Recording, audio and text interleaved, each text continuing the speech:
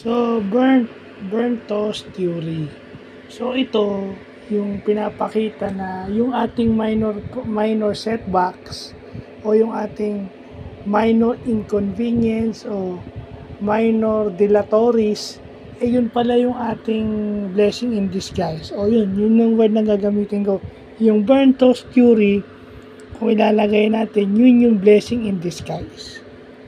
Okay, sa business,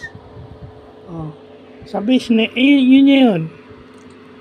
Sa trabaho, yung ating pinapasukan, mababa yung sweldo, hindi mataasan yung ating sahod, pero yung blessing doon, may trabaho pa rin tayo. Hindi tayo kasama doon sa statistics ng unemployment. Okay? Na napakarami sa Pilipinas. Yun na lang ilalagay ko.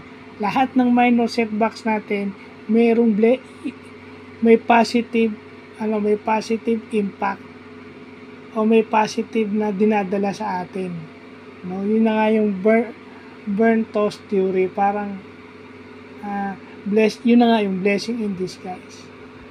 So, hinalin tulad to sa isang parang medyo sunog na toast.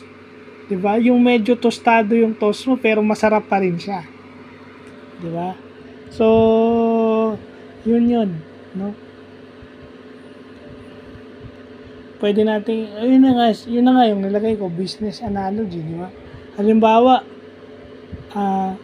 hindi ka sumakay dun sa bus na yon o dun sa jeep na yon o sa taxi na yon kasi yung bus na yon at yung jeep na yon nabunggo at maraming nasugatan o may namatay. O isipin mo na lang kung nakasakay ka ron, kasama ka ron sa maaksidente o mamamatay. So magpapasalamat ka pa kay Lord na medyo na-delay ka ng konti kasi nakaligtas ka. So yun ang ibig sabihin ng burnt toast theory. So yun lang po.